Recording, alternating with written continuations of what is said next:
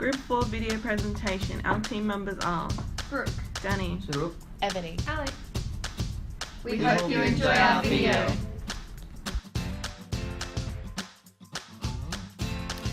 We would like to acknowledge that the lands we meet on today is the traditional lands for the Kaurna people, and that we respect their spiritual relationship with their country, and also acknowledge the Kaurna people as the traditional custodians of the Adelaide region, and that their cultural and heritage beliefs are still as important today as the living Kaurna people.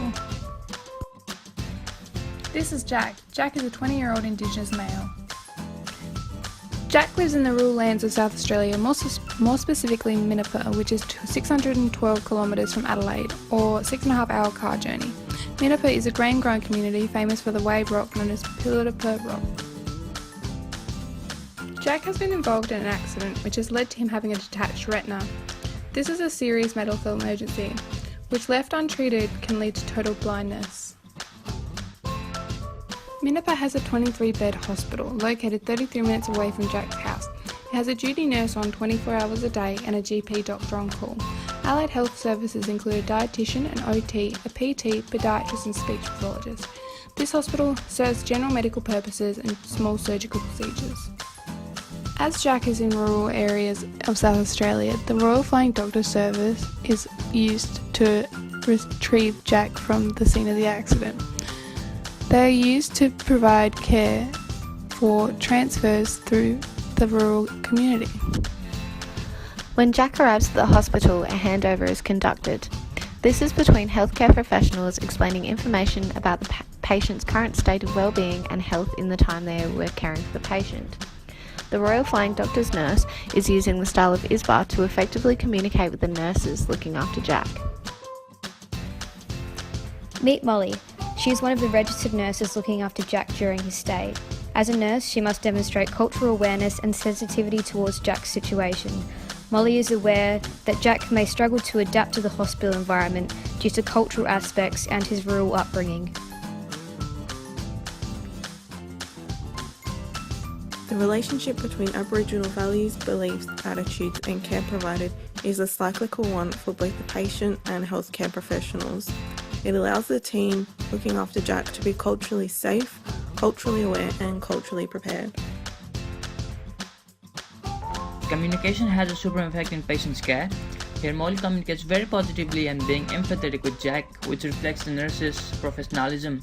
Positive communication helps in establishing rapport and helps the patient feel safe and supported. It also makes the intervention process easier by winning the patient's trust. Meanwhile, Molly also communicated negatively, talking in rude and discouraging manner to Jack. Negative communication destroys the therapeutic relationship and omits the professionalism.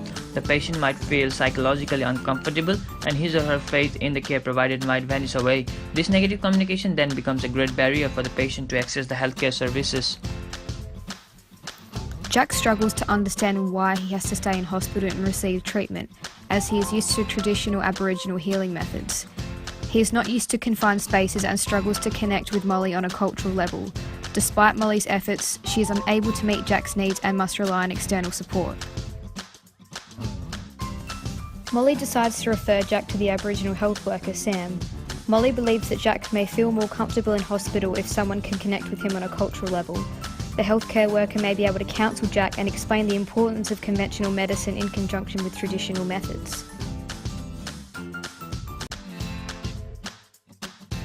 We can say stressed Jack feels comfortable with the Aboriginal health worker.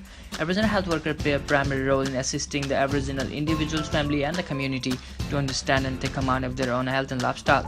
These healthcare workers physically and psychologically guide the Aboriginal individuals like Jack through the healthcare system and help them access and utilize the services. Jack feels much better after speaking to the Aboriginal healthcare worker. However, he still feels unhappy. Jack misses his home, family, friends and pets and does not want to stay in the hospital any longer. Molly decides to refer Jack to the counsellor for further support.